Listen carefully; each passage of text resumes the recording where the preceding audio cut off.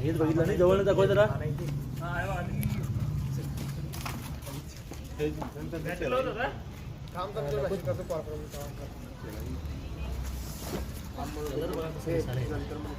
लाल भडक आहे.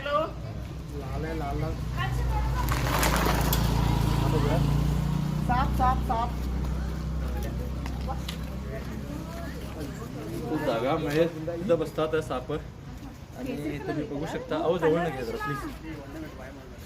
रात्रीचा वेळ आहे. खरं तर सापाचं सौंदर्य दाखवायचा माझा प्रयत्न आहे आणि म्हणजे आता वेगळं काय नाही, वेरुळा साप आहे हा आणि सर्वात रागीट असं सांगतोय मी. आणि बरेचसे तुम्ही आमच्या हातात असं बघत असता.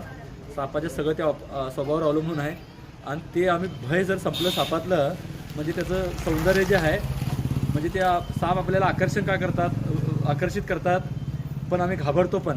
तुम्ही बघू शकता ह्याची रंगछट्टा जी निसर्गाने केलेली पेंटिंग आहे ती अतिशय सुंदर असते आणि म्हणून सापाला आम्ही घाबरतो तरी पण त्यांना बघण्याचा आम्हाला मोह आवरत नाही.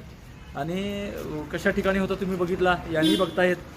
आणि आपण का भीतो हा विचार करणं फार गरजेचं आहे.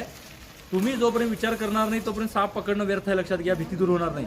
एक माणूस जाऊन हातानं जाऊन साप पकडतो आणि तो चावत नसेल तर आम्ही भीतो, ही भीती खरी आहे काय हा विचार तुम्ही करायला हवा. स्वतःला कधीतरी प्रश्न विचारा की आपल्या गावागल्लीत सापतून किती मरालेत. आम्ही निगेटिव्ह विचार करतो तेव्हा. आणि मला स्वतः सापानं काय केलं आहे, लोकांचं ऐकून गैरसमजुतीनं, भीतीनं, अज्ञानानं, अंधश्रद्धेमुळं सर्प चावून मरण्याचं प्रमाण सर्वात जास्त आहे आणि त्यामुळेच लोक मरू नये हा प्रयत्न लक्षात घ्या.